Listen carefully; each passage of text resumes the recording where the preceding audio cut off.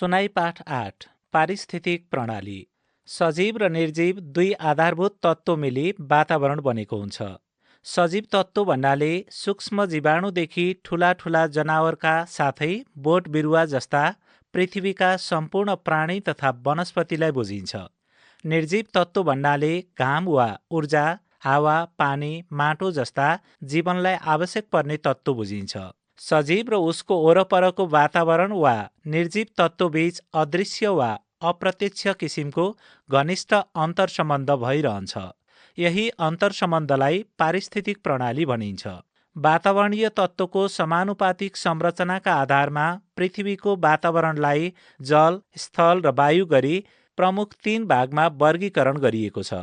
जलीय वातावरण त्यस्तो वातावरण हो जहाँ पानीको मात्रा बढी हुन्छ, जस्तै ताल, पोखरी, कुवा, खोला, नदी, सागर, महासागर आदि।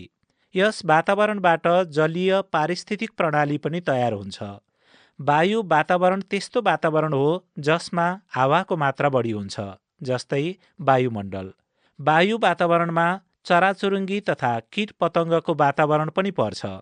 यिनै वातावरणमा वायु पारिस्थितिक प्रणालीको पनि सिर्जना हुन्छ।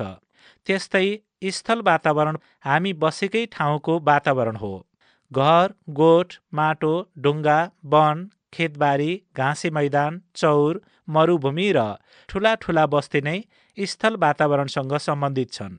यिनै वातावरणभित्र विभिन्न स्थलीय पारिस्थितिक प्रणाली स्वतन्त्र रूपमा सञ्चालित भएको पाइन्छ। स्थलीय पारिस्थितिक प्रणाली वन, मरुभूमि तथा घाँसे मैदान जस्ता 3वटा स्थलीय प्रणालीमा वर्गीकृत हुन्छ। मानिसले प्राकृतिक स्रोतको प्रयोग गरी कृषि वा बाली प्रणाली लगायत ताल वा पोखरी बनाएर माछा पाल्ने जस्ता कृत्रिम पारिस्थितिक प्रणालीको विकास गरेको छ।